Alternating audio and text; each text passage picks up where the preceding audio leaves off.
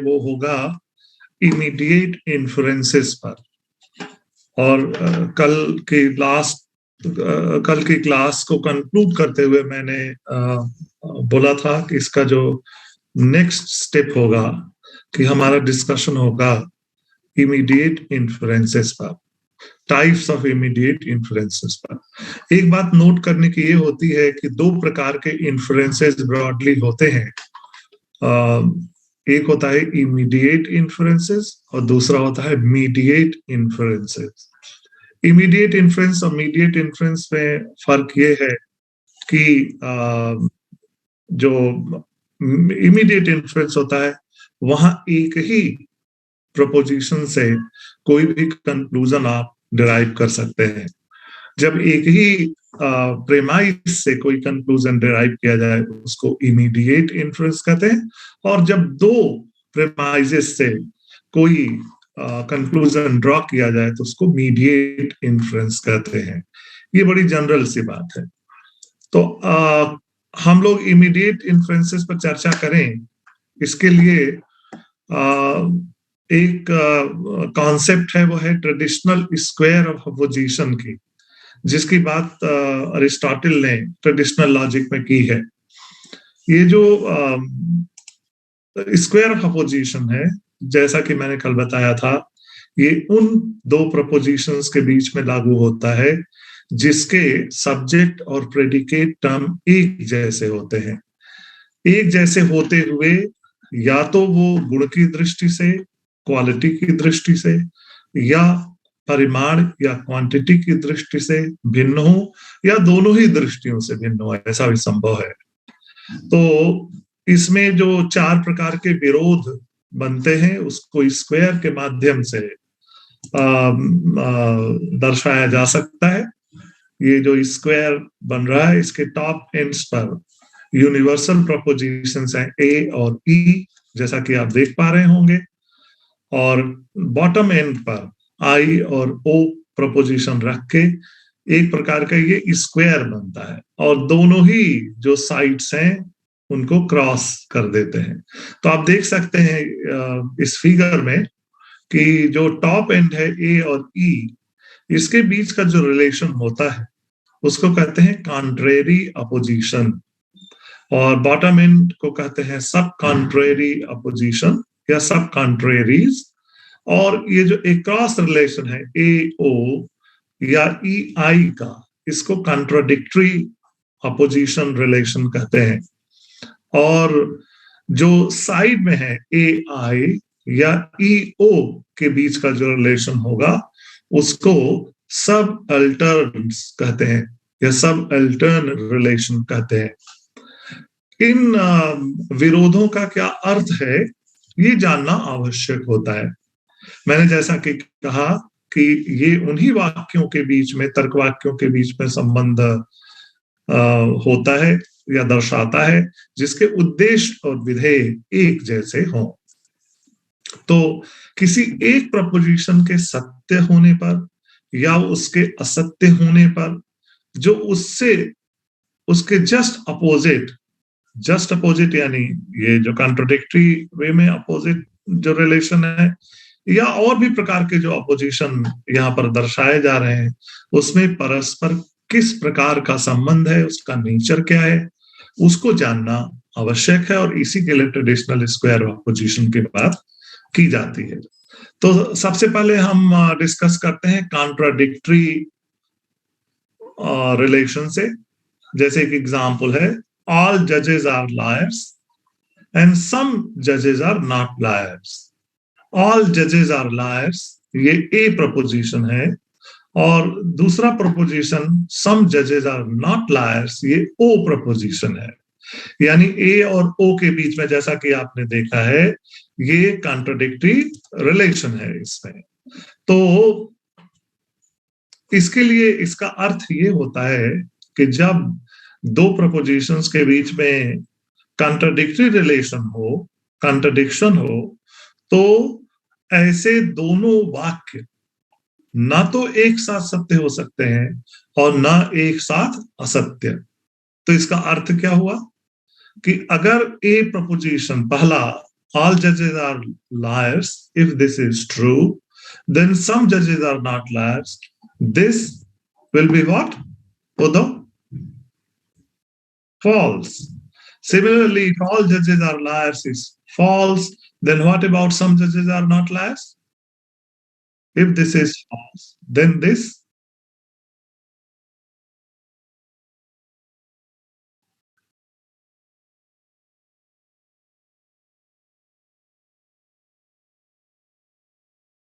ऐसा कैसे होगा? ऐसा तो नहीं हो सकता है। अगर कॉन्ट्राडिक्टरी रिलेशन होगा तो दोनों ना तो एक साथ सत्य होंगे ना एक साथ असत्य। इसलिए अगर ऑल जजेस आर लायर्स ये ट्रू है तो ये फॉल्स होगा, और ये फॉल्स होगा तो ये इसको ट्रू होना होगा ना। ओके, अगर इसकी लॉजिक आप देखना चाहते हो तो वो भी देख सकते हो। अब ये तो ये नियम है। जैसे मान लो आप यहाँ पर देखो, इसकी अपना तर्क लगाओ। ऑल जजेस are liars, okay, if this is true, okay, then can you think of some judges who are not liars?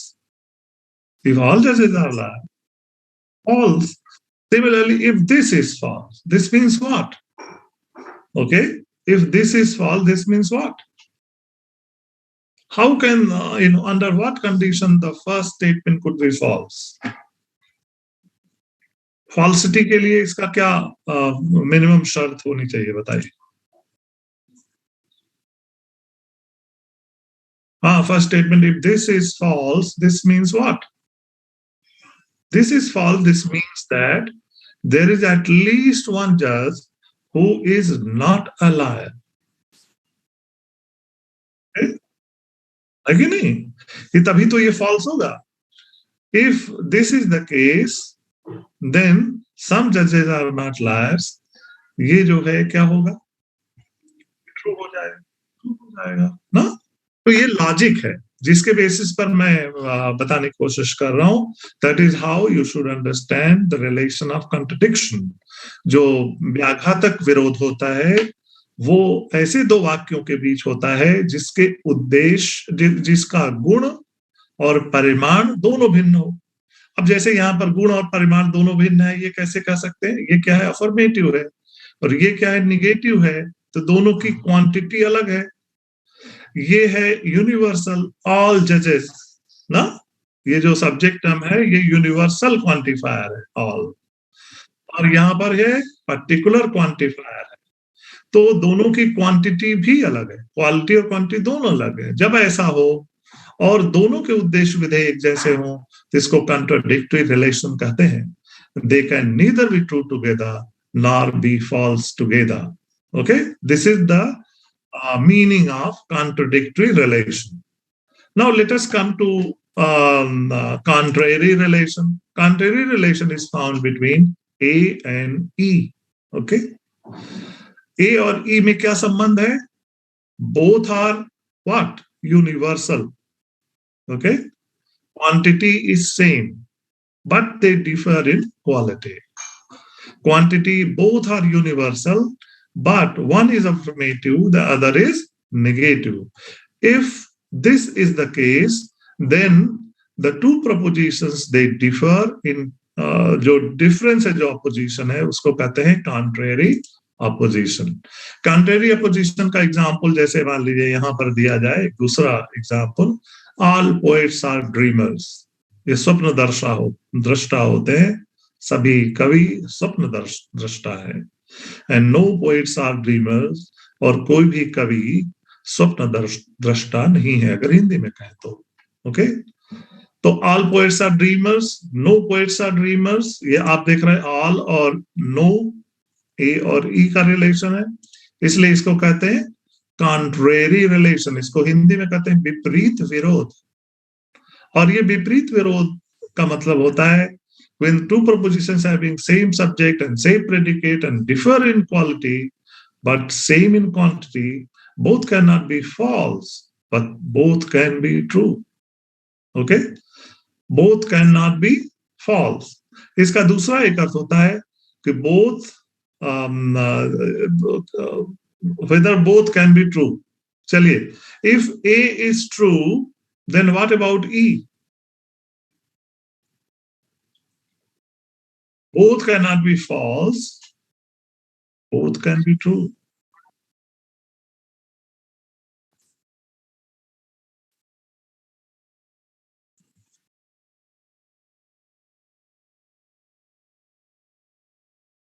No, the contrary relation का मतलब आपको समझना होगा बेटा, वो होता है ए और ई के बीच में ना। इसका मतलब होता है both can not be false together but both could be true, could be true, can be true. तो इसका मतलब क्या हुआ? If A is true, then second can also be true. All poets are dreamers and no poets are dreamers. ये दोनों क्या सत्य हो सकते हैं?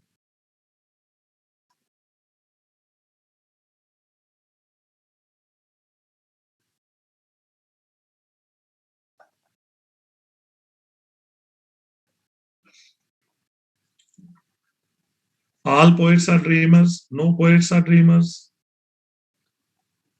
या क्या both cannot be true together? ऐसा होगा क्या? Both cannot be true together.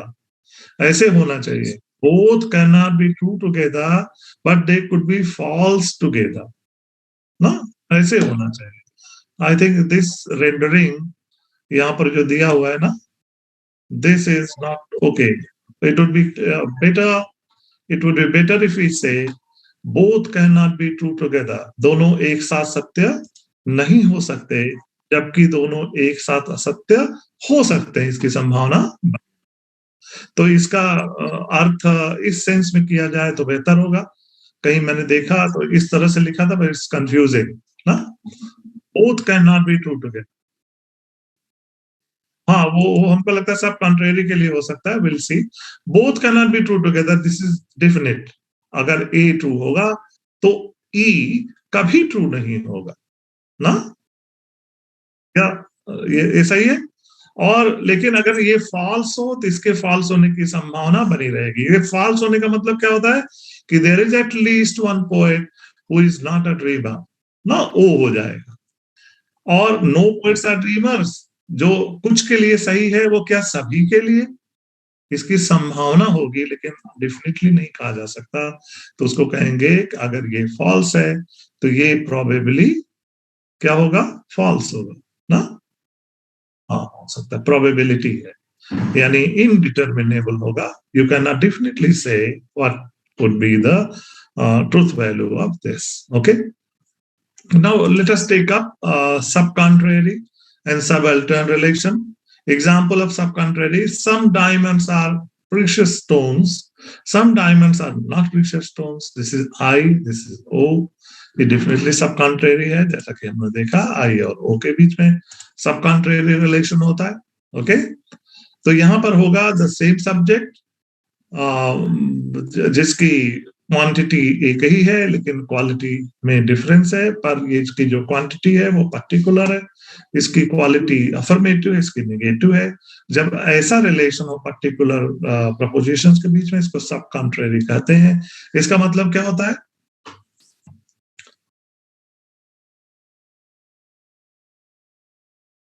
both both cannot be both cannot be false. What? Both cannot be false together, but both could be true together. Okay, ये इसका meaning होता है, both cannot be false together but both could be true together. Similarly, इसी के basis पर आप निकाल सकते हो ना, if this is true then what would be the status of O, if this is false what would be the status of this you can derive. Okay. But what about the subaltern relation? Subaltern दो प्रकार के relation होते हैं। एक तो होता है ए और आई। ए और आई में क्या संबंध है, क्या विरोध है कि both are affirmative, but one is universal, other is what? Particular. Here both are negative, but one is universal and other is particular. तो ये दो प्रकार के रिलेशन होते हैं, और ये जो दो प्रकार के रिलेशन होते हैं, कोई इसको सुपर अल्टर्न, कोई इसको सब अल्टर्न कहता है, जो पर्टिकुलर प्रोपोजिशंस के बीच में जो रिलेशन होता है उसको बोल लो सब अल्टर्न कहते हैं। जो यूनिवर्सल प्रोपोजिशन के बीच में जो रिलेशन होता है उसको लोग, कई लोग सुपर अल्टर्न कहते हैं। पर इसको सब अल्टर्न उपाश्रयन का विरोध दोनों तरफ होता है, जैसा कि कोपी ने कहा है। तो अगर मान लो एक एग्जाम्पल ले लो कि all spiders are 8-legged animal, okay, and some spiders are 8-legged animal. तो इसका मतलब क्या हुआ? इसका ट्रुथ वैल्यू, इसकी ट्रुथ को कैसे डिटरमिन करेंगे कि इफ दिस इज ट्रू। हाँ हाँ, या हाँ, बताओ बताओ तो।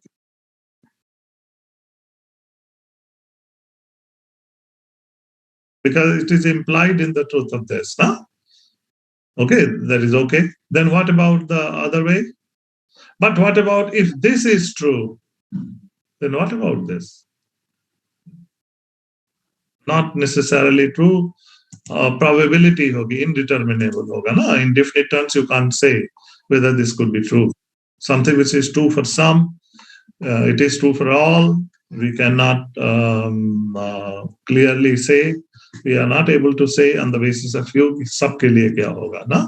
But if this is false, then what about this?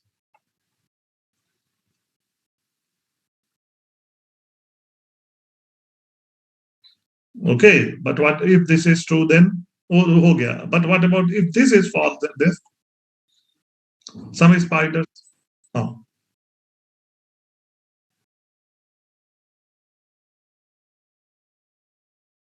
false होगा.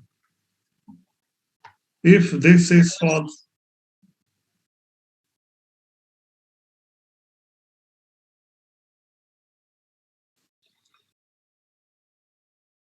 होगा ही ना.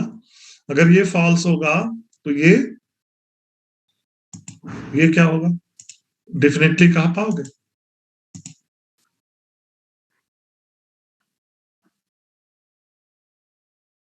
This is false. Then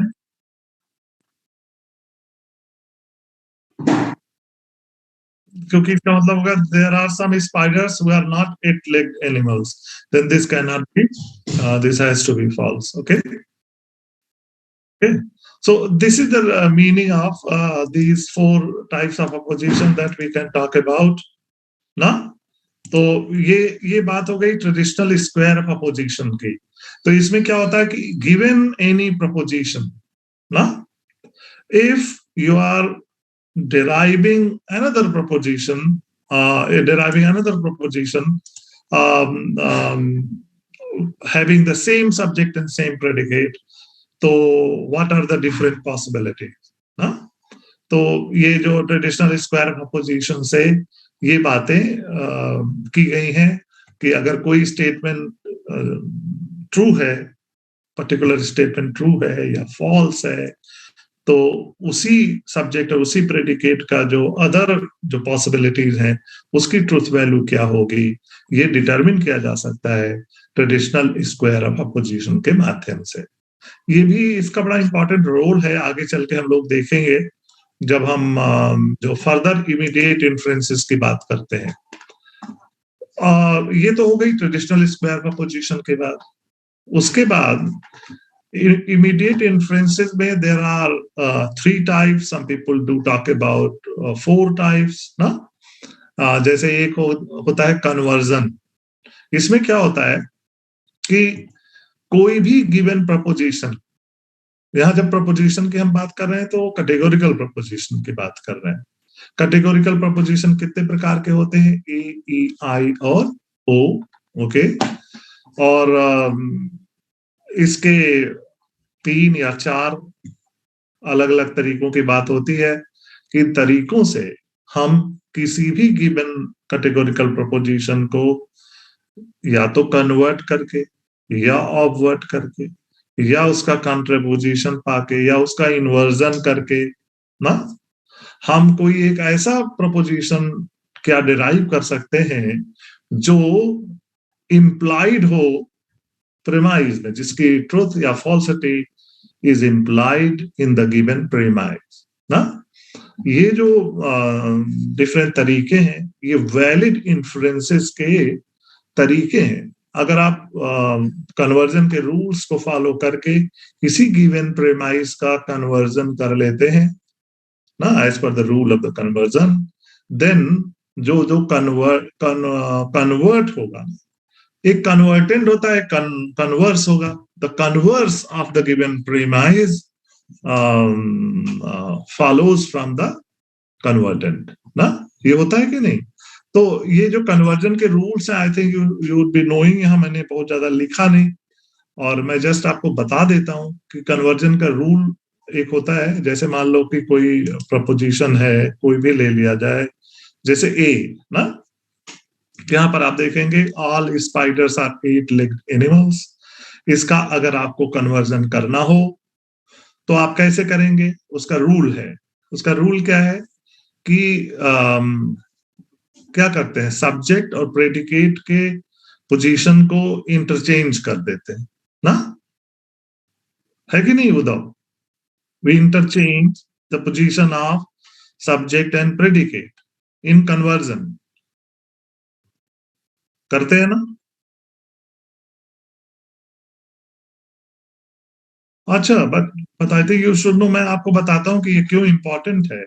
ये जानना जरूरी होता है कि किसी भी गिवन प्रेमाइस से क्या फॉलो हो सकता है, इसके बहुत सारे तरीके होते हैं, और किसी भी एक ही सिंगल प्रेमाइस से अगर कोई कंक्लूजन ड्रॉ किया गया हो, तो आपको इन इन रूल्स को अप्लाई करके इन डिफरेंट टाइप्स ऑफ जो इसके इमीडिएट इन्फ्लुएंसेस के प्रकार हैं, इसको जानना जरूरी होता है कि if I derive this from this, then whether this is valid or not. तो उसकी वैलिडिटी चेक करने के लिए you should know all this ना, this conversion of version contraposition. Let me just tell you in brief. I think you should further go into detail of all this, but I am telling you how to convert. Supposing this is the A proposition, all spiders are 8-legged animal, अगर इसका conversion करना हो तो उसका rule है, rule of conversion is first कि ये जो सब्जेक्ट है स्पाइडर, 8-legged एनिमल है इसका प्रेडिकेट, इन दोनों को इंटरचेंज कर देंगे ना, this is one. The second is the quality does not change, quality बदलेगी नहीं, क्वालिटी आपको नहीं चेंज करना है, अगर ये अफर्मेटिव है तो इसको अफर्मेटिव ही बना रहना होगा ना। दूसरा, तीसरी चीज ध्यान देने की होती है जो बड़ी महत्वपूर्ण है कन्वर्जन में, कि अगर कोई भी टर्म ये अनडिस्ट्रीब्यूटेड है, इसमें नॉन डिस्ट्रीब्यूटेड है, तो इसे जब कन्वर्जन करो तो ये ध्यान रखो कि वो डिस्ट्रीब्यूट ना हो जाए ना। Okay, got it? These are the 3 rules. ये बड़े इंपॉर्टेंट है, केवल कन्वर्जन का थोड़ा सा ध्यान देना होता है कि इंटरचेंज कर देंगे सब्जेक्ट प्रेडिकेट की पोजीशन को, और अगर ये उसकी क्वालिटी चेंज नहीं होगी ना, और तीसरा कि अगर कोई भी टर्म इसमें डिस्ट्रीब्यूटेड नहीं है तो ऐसा ना हो जाए कि कन्वर्ट करते वक्त वो डिस्ट्रीब्यूट हो जाए ना। तो क्या होगा इसका? इसका होगा क्या, जब चेंज करोगे तो 2 पॉसिबिलिटी होगी कि इसकी क्वालिटी चेंज ना हो, तो 2 ही ये अफर्मेटिव है। अगर ये अफर्मेटिव है तो 2 ही अफर्मेटिव स्टेटमेंट्स होते हैं कैटेगोरिकल प्रोपोजिशंस में, या तो ये ए होगा या ये आई होगा ना। अगर मान लो ये ए ही है, हो ये पॉसिबिलिटी हम चेक करें, जस्ट हम एक एग्जांपल के तौर पर, क्योंकि आपने बताया कि आपको ध्यान नहीं है, तो इसलिए मैं आपको बता रहा हूं, अगर आपको ध्यान होता तो शायद हम इस पर ज्यादा न जाते ना। यहां पर दोनों को इंटरचेंज करोगे तो लिखोगे all 8-legged animals are spiders ना, पहला रूल। पहली पॉसिबिलिटी है कि ये जो अफर्मेटिव होगा ये ए ही हो, तो क्या होगा कि all 8-legged animals are spiders. Okay, अगर मान लो ऐसा हम कर देते हैं तो पहला और दूसरा जो रूल है कन्वर्जन का वो तो फॉलो हो गया। But what about the third one? Third one में आपको देखना होगा कि इसमें कौन सा टर्म अनडिस्ट्रीब्यूटेड है, बता सकते हो आप?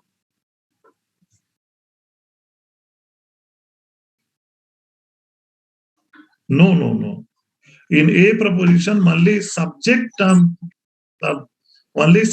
Term gets distributed. ये हम लोगों ने पहले किया हुआ है, बताया हुआ था मैंने कि ए में केवल सब्जेक्ट, ई के दोनों, आई का कोई भी नहीं, और ओ का केवल प्रेडिकेट टर्म डिस्ट्रीब्यूटेड होता है ना। तो ये ध्यान रखने की बात होती है जब इन रूल्स को अप्लाई करोगे, या सिलोजिज्म के भी जो रूल्स आप देखोगे ना, कैटेगोरिकल सिलोजिज्म के, वहां भी ये बड़ा इंपॉर्टेंट फैक्टर होता है जिसको याद रखने की आवश्यकता होती है। तो जैसे मान लो मैंने कहा कि all eight legged animals are spiders, इसमें ये वाला टर्म अनडिस्ट्रीब्यूटेड है, लेकिन जब आप इसको कन्वर्स इसका कर दोगे, कन्वर्जन करके आप बनाओगे कि all eight legged animals are spiders, तो यहां पर क्या हो जा रहा है कंक्लूजन में कि एट लेग्ड एनिमल जो यहां पर अनडिस्ट्रीब्यूटेड है, यहां के डिस्ट्रीब्यूट हो जाएगा ए होने के नाते। तो इसका मतलब कि ये जो कन्वर्जन हुआ, this is not valid. If you conclude from all spiders are eight-legged animals, if you conclude as a conclusion कि all therefore all eight-legged animals are spiders, तो ये जो आर्गुमेंट होगा ये क्या हो जाएगा, invalid. Okay, because this is the violation of the rule of conversion. तो अगर ऐसा कोई करे तो आप तुरंत बता दोगे कि सर ये इनवैलिड है, क्योंकि यहाँ पर कन्वर्जन का रूल फॉलो नहीं हुआ है। बट तो फिर क्या होगा, तो फिर क्या होगा, इसका मतलब हुआ कि सम, दूसरी possibility, some is eight legged animals are spiders, ऐसे लिखोगे। If you write like this, then पहला तो आपने इंटरचेंज कर ही दिया, दूसरा ये क्वालिटी वही है, तीसरा ये जो अनडिस्ट्रीब्यूटेड है यहां आके भी अनडिस्ट्रीब्यूटेड बना रहता है। तो आपको केवल एक ही चीज ध्यान देना है कि जो अनडिस्ट्रीब्यूटेड है वो अनडिस्ट्रीब्यूटेड रहे। ओके, कोई भी टर्म जो अनडिस्ट्रीब्यूटेड हो वो आके कहीं ऐसा ना हो जाए कि वो डिस्ट्रीब्यूट हो जाए कंक्लूजन में। तो ए का कन्वर्जन क्या होता है, आई। ओके, तो that is how I have written, A का कन्वर्जन होता है आई। सिमिलरली आई का कन्वर्जन आई होता है, लेकिन कन्वर्जन करते वक्त फिर से आप यहां पर देख सकते हैं, जैसे some spiders are eight legged animals. Okay, eight legged animals, eight legged animal ना, animals, some spiders are eight legged animals, supposing this is the proposition I, तो इसका चेंज करोगे तो क्या हो जाएगा कि some legged animals are spiders ना, ऐसे लिखोगे। और यहां ऐसा करने से किसी भी कन्वर्जन के रूल का वायलेशन नहीं हो रहा है ना, क्योंकि ये दोनों ही अनडिस्ट्रीब्यूटेड हैं, दोनों को अनडिस्ट्रीब्यूट होने के लिए आपको आई ही करना होगा, and this is the only possibility. Therefore I का कन्वर्जन क्या होता है, आई। इसी तरह से करोगे आप, ई का ई होगा, लेकिन ओ का कन्वर्जन नहीं हो सकता। क्यों, क्योंकि जैसे यहाँ पर लिखे some whales are fishes are not fishes, जैसे मैं लिख दूं some whales are not fishes, सब फिशेज होता है या फिश ही लोग कहते हैं, फिश कर दो, फिश, फिश भी प्लूरल ही है। Some whales are not fish. Okay, जैसे मान लो ये एक ओ प्रोपोजिशन है, इसका आपको कन्वर्जन करना है, तो कन्वर्जन करके क्या करोगे, पहले इंटरचेंज करोगे, तो कहोगे फिश आर, और ये क्वालिटेटिव भी वही होना है, तो कहोगे कि some fish are not whales ना, ऐसे करोगे। सम फिश, डिस्ट्रीब्यूशन का प्रॉब्लम डेफिनेटली हो जाएगा, इसलिए क्योंकि ये टर्म जो है यहाँ पर डिस्ट्रीब्यूटेड नहीं है, व्हेल ना। और जब इसको नहीं नहीं, ओ प्रपोजिशन में प्रेडिकेट डिस्ट्रीब्यूटेड होता है, सब्जेक्ट डिस्ट्रीब्यूटेड नहीं होता। ओ प्रपोजिशन में प्रेडिकेट डिस्ट्रीब्यूटेड होता है, सब्जेक्ट टर्म डिस्ट्रीब्यूटेड नहीं होता। लेकिन जब आप इंटरचेंज करके जब बनाओगे ओ, फिर मान लो ओ बना दिया, तो ये जो टर्म यहाँ पर डिस्ट्रीब्यूटेड था, यहाँ के यहाँ जो अनडिस्ट्रीब्यूटेड था यहाँ जाके डिस्ट्रीब्यूट हो जाएगा। ये ना इधर चला जाएगा, डिस्ट्रीब्यूट हो जाएगा। तो ओ का ओ नहीं हो सकता। लेकिन अगर ओ का ई कर दिया, दूसरी पॉसिबिलिटी है कि ओ का ओ नहीं होगा। तो दूसरी क्या पॉसिबिलिटी बनी निगेटिव होने की? ओ का ई कर दो। अगर ई कर दो तो क्या होगा कि no fish are whales, no fish. इसमें फिर क्या हो जाएगा कि फिर ये जो टर्म अनडिस्ट्रीब्यूटेड है ये फिर डिस्ट्रीब्यूट हो जा रहा है। हाँ? नहीं, क्वालिटी तो वही रही ना। ये ओ है तो ये ई रहेगा ना। सपोज इन दूसरी पॉसिबिलिटी ई ई प्रोपोजिशन भी निगेटिव होता है ना, तो क्वालिटी तो चेंज नहीं हुई, क्वांटिटी की बात ही नहीं हो रही है इसमें। तो अगर ऐसा करते भी हो, दूसरी पॉसिबिलिटी है, तो ये जो टर्म है ये किसी भी हालत में या तो ओ करो या ई करो, ये डिस्ट्रीब्यूट अनडिस्ट्रीब्यूट जो टर्म है ये डिस्ट्रीब्यूट हो ही जाएगा। तो इसमें इन एनी केस आपके कन्वर्जन रूल का वायलेशन होगा। इसीलिए ओ का कन्वर्जन कभी नहीं हो सकता। O can never be converted। कई बार इससे सवाल पूछा जाता है कि why O proposition cannot be converted। तो आप लिखोगे because these are the rules of conversion। If we attempt converting this, O का कोई कन्वर्जन करने की कोशिश कर सकते हैं। देयर आर टू पॉसिबिलिटीज, इधर इट विल बी ओ और इट विल बी ई, क्योंकि दो ही पॉसिबिलिटी है।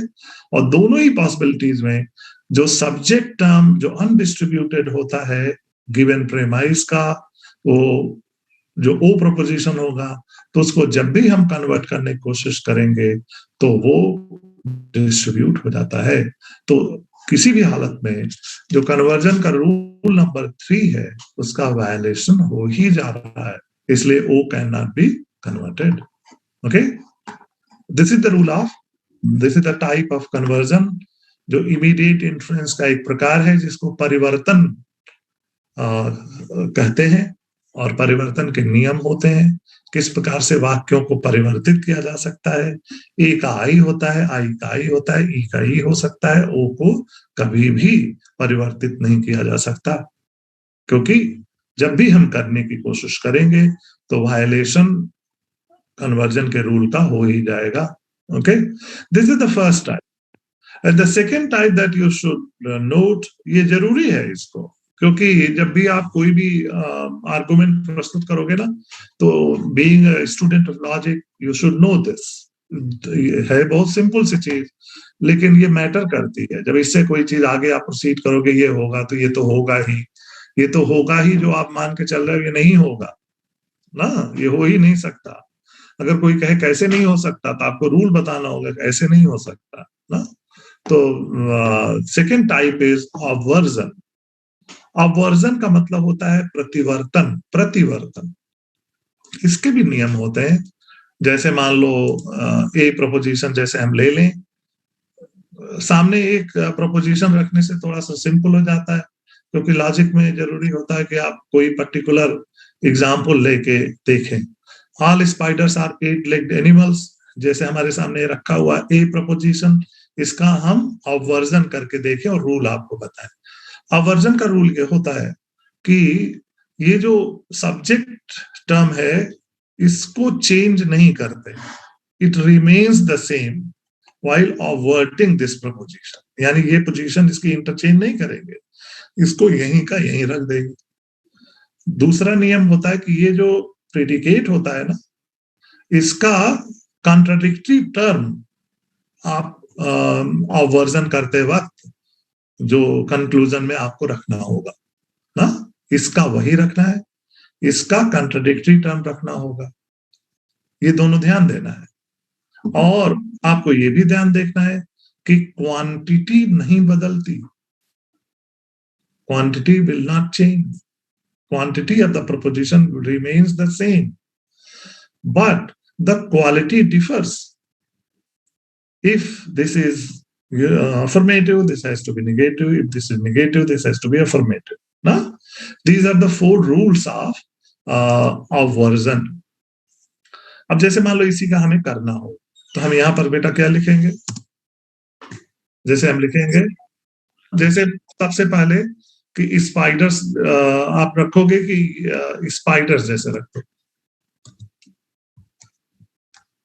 स्पाइडर्स का स्पाइडर्स रखोगे, और आपको मैंने बताया कि क्वांटिटी वही रहेगी और क्वालिटी बदल जाएगी ना,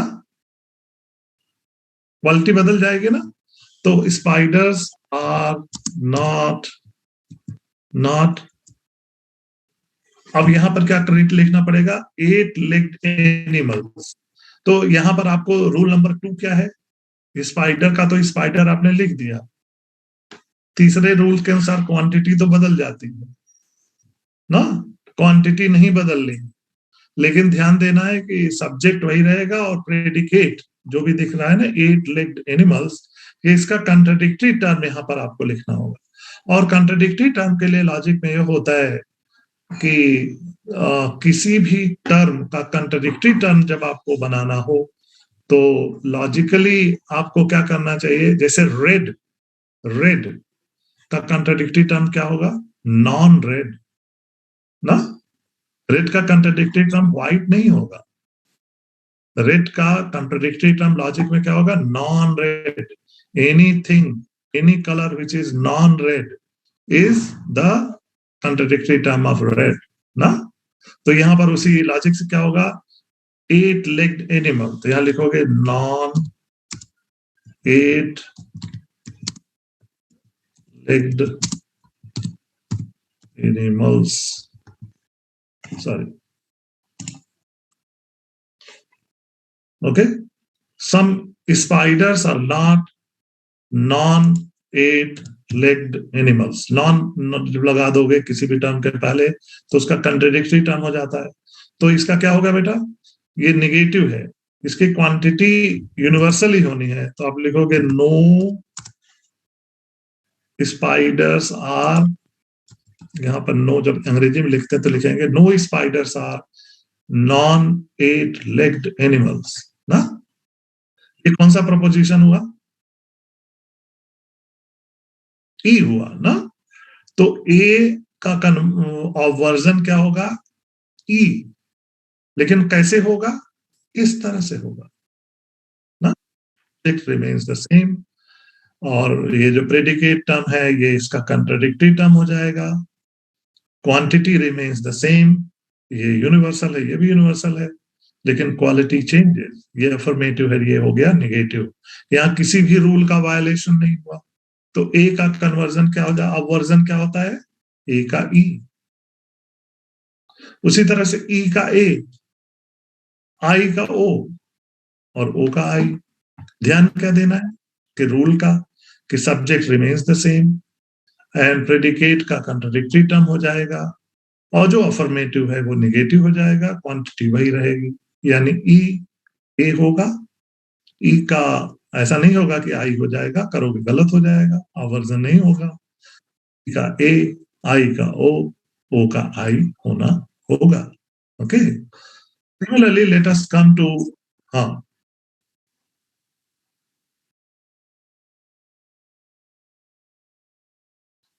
हाँ,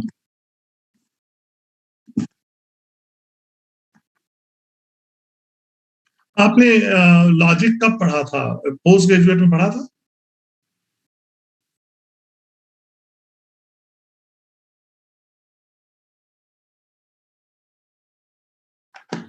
अब बीए आपने लॉजिक से किया, फिलोसफी से किया हुआ है।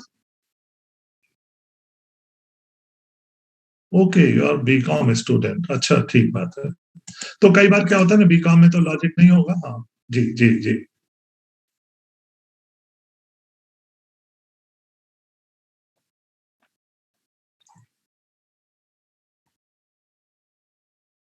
एकदम समझ में आ गया होगा आपको, ये बहुत सिंपल है बेटा ये, हाँ, ये रूल्स को देख लो, सामने स्टेटमेंट रख लो, सब्जेक्ट को वही रखो, उसको कंट्राडिक्टरी टर्म ले लो, और ध्यान रखो कि अगर ये यूनिवर्सल है तो वो भी यूनिवर्सल ही होगा, अगर ये पर्टिकुलर है तो ये पर्टिकुलर ही होगा ना।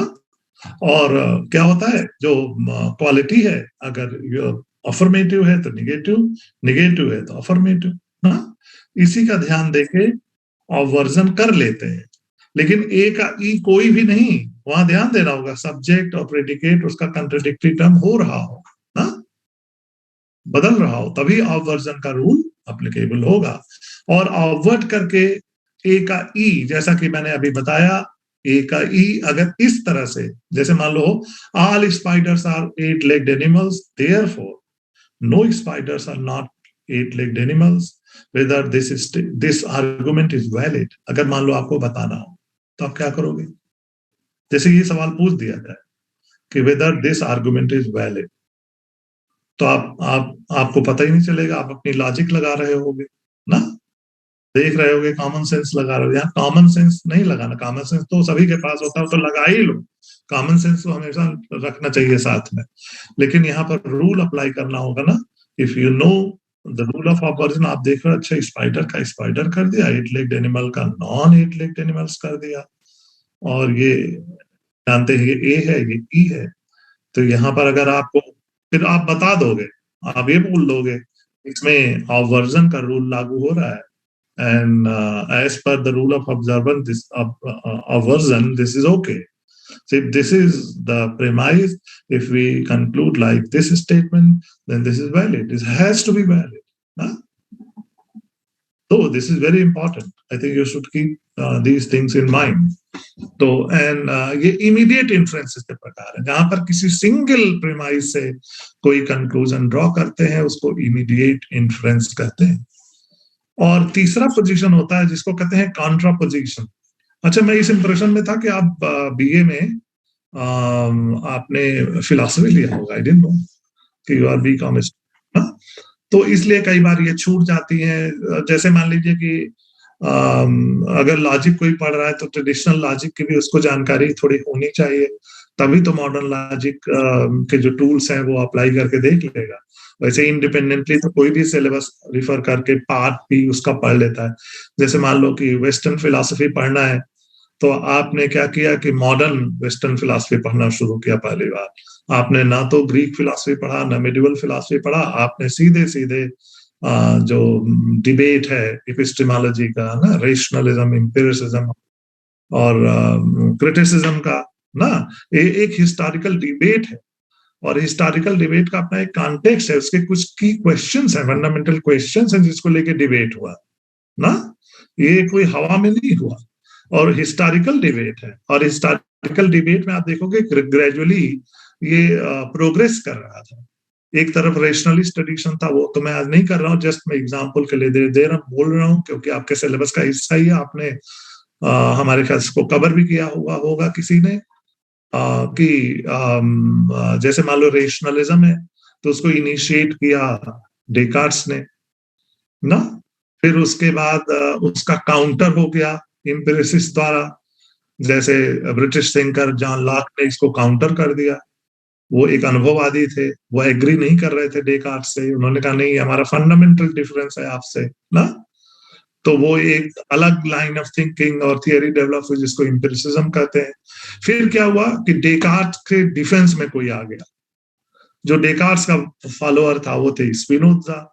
स्पिनोजा ने कमान संभाली ना, उन्होंने लॉक की बात को काटा ना, और लॉक की बात को काटते हुए लॉक की जो थीसिस है उसको डिनाई किया, और फिर उनसे एग्री करते हुए डेकार्ट्स से उन्होंने नई थीसिस प्रोपाउंड की ना, जिसको स्पिनोजा का रेशनलिज्म कहते हैं।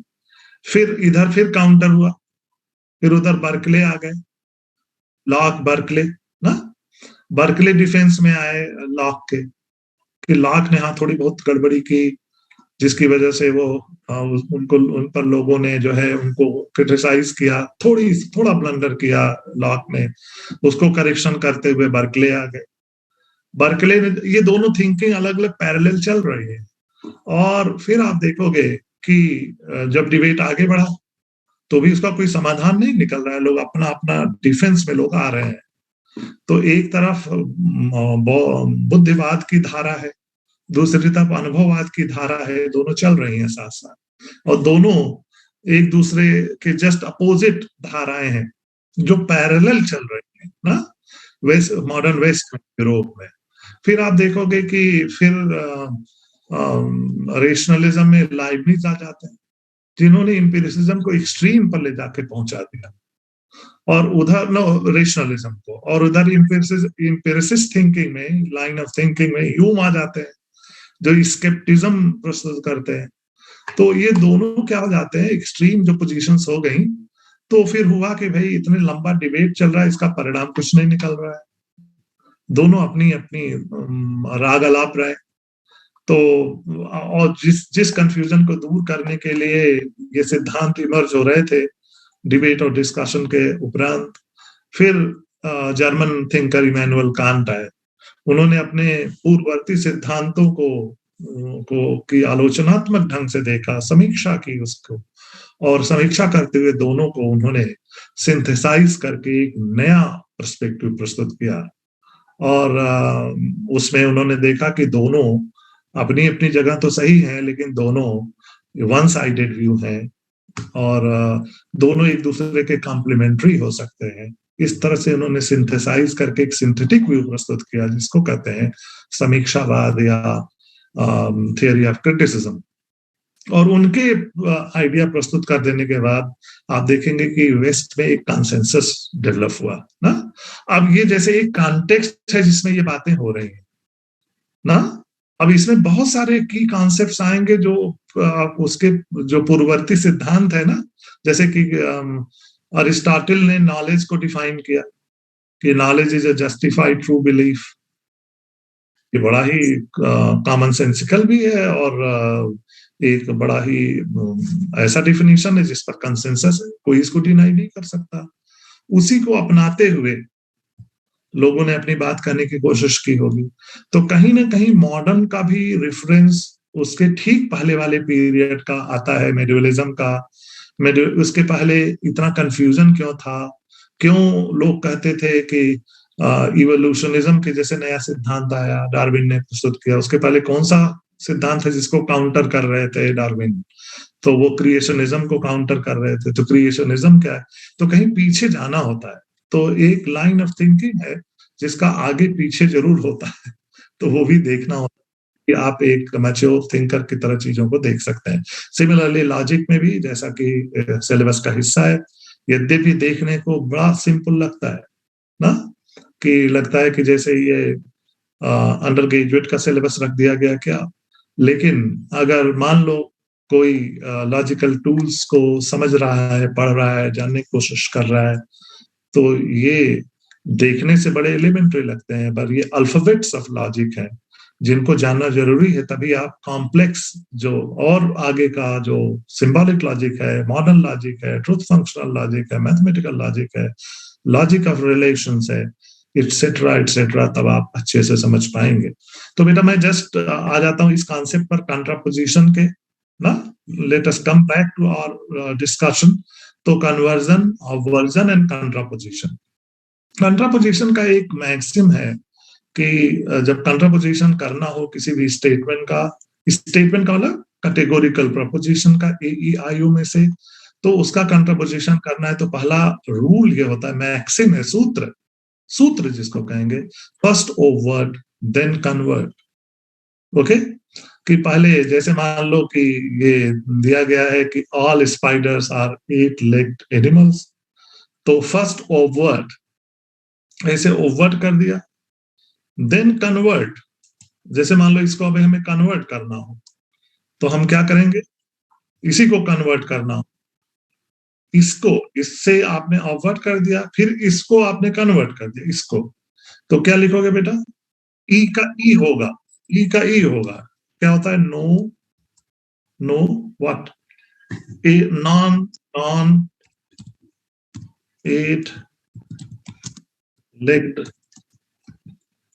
नो नॉन 8, यहां पर हम नीचे करते इसको, no non 8 legged animals, no और नहीं, अभी देखो इसको, हाँ क्या करना है, स्पाइडर्स आया, ओके, और spiders, okay, no non 8 legged animals are spiders ना।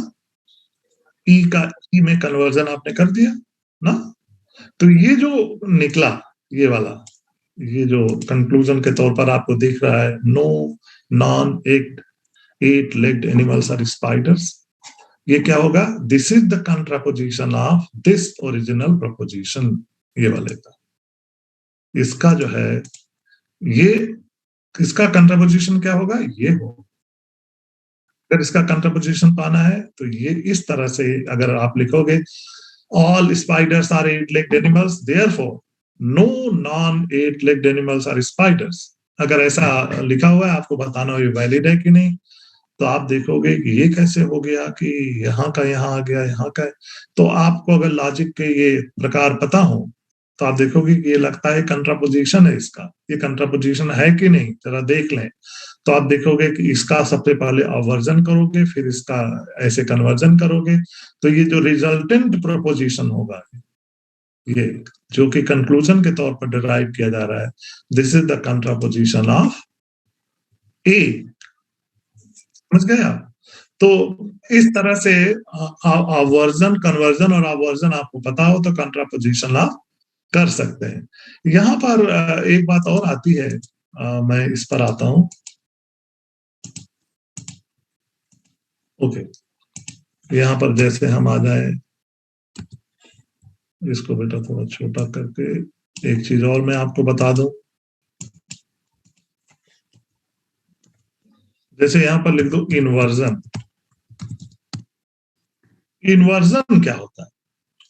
कुछ लोग इसको इन्वर्जन की बातें भी करते हैं, कुछ लॉजिशियंस। तो इन्वर्जन क्या है? तो पहला हो गया कन्वर्जन, दूसरा हो गया अवर्जन, तीसरा हो गया कंट्रापोजिशन। कंट्रापोजिशन का एक मीनिंग ये है कि फर्स्ट ओवर देन कन्वर्ट। ओके, इन्वर्जन में क्या होता है? इन्वर्जन में ये होता है कि फर्स्ट, ये जो फर्स्ट ओवर देन कन्वर्ट वाली बात होती है ना, ये यहाँ पर नहीं लागू होता। यहाँ पर आप या तो कन्वर्जन से स्टार्ट कर सकते हैं या अवर्जन के क्रम में स्टार्ट कर सकते हैं, कोई जरूरी नहीं है। अगर किसी भी प्रपोजिशन का आपको, जैसे मान लीजिए all spiders are eight legged animals, जैसे मान लो ये है ना, all spiders are eight legged animals, अगर इसका आपको इन्वर्जन करना हो तो you need not start with obversion, you can start with conversion itself. इसका सबसे पहले कन्वर्जन कर लीजिए, फिर उसका अवर्जन, फिर अवर्जन, फिर कन्वर्जन। तो इन्वर्जन में क्या होता है कि तब कोई तब तक अवर्ट अवर्ट और कन्वर्ट या कन्वर्ट और अवर्ट करता रहता है जब तक किसी गिवन प्रीमाइस का के दोनों ही उद्देश्य और विधेय उसके परस्पर विरोधी प्राप्त हो जाए। परस्पर विरोधी का मतलब होता है कि जैसे आपने अवर्जन किया तो देखेंगे कि प्रेडिकेट का विरोधी टर्म आपको मिल जाता है उसमें। लेकिन if you keep on doing तो एक स्टेज ऐसा भी आ सकता है ना, कि जहां पर आप देखोगे सब्जेक्ट का भी कंट्राडिक्टरी टर्म मिल गया, प्रेडिकेट का भी कंट्राडिक्टरी टर्म मिल गया। तो अगर ऐसा पाने में आप सफल हो जाए तो उसको कहते हैं फुल इन्वर्जन, कंप्लीट इन्वर्जन और full inversion. But if you are not successful then इसको कहते हैं partial inversion. Full inversion or partial inversion? Full inversion only when you get the contradictory term of the subject as well as of the predicate.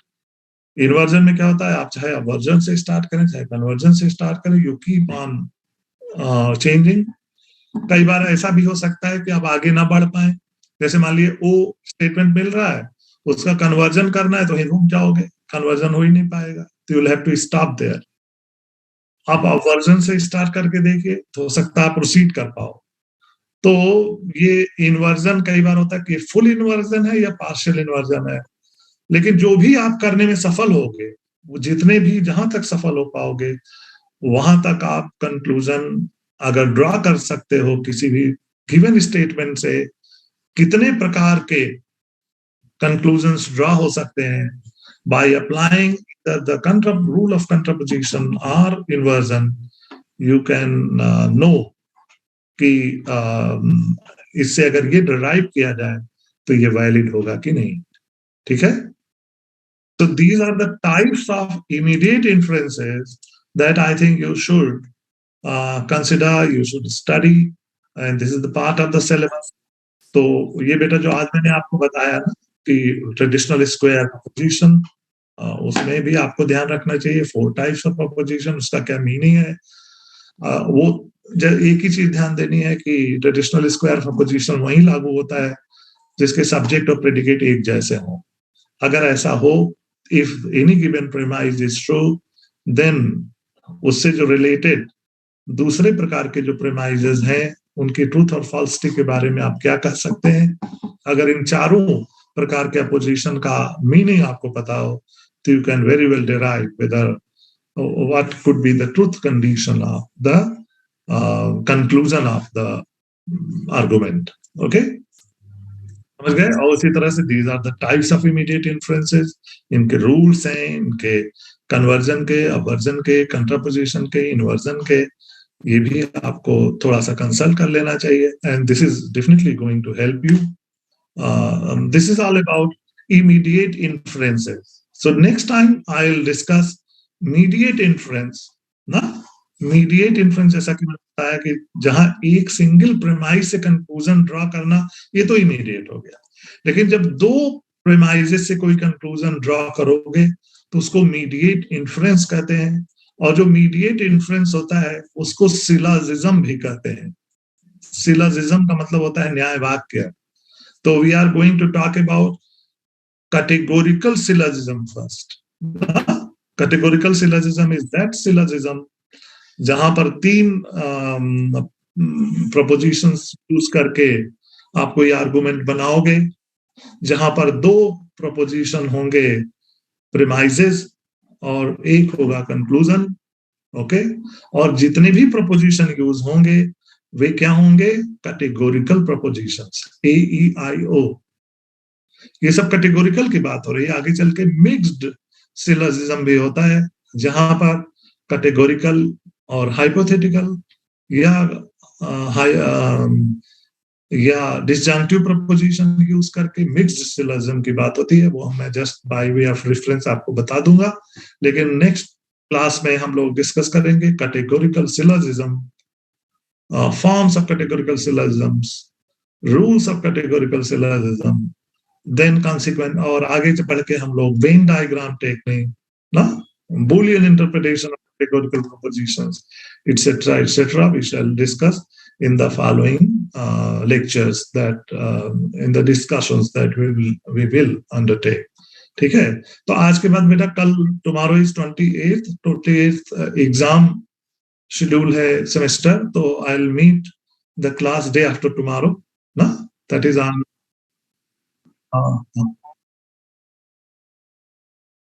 Shivratri है। हाँ हाँ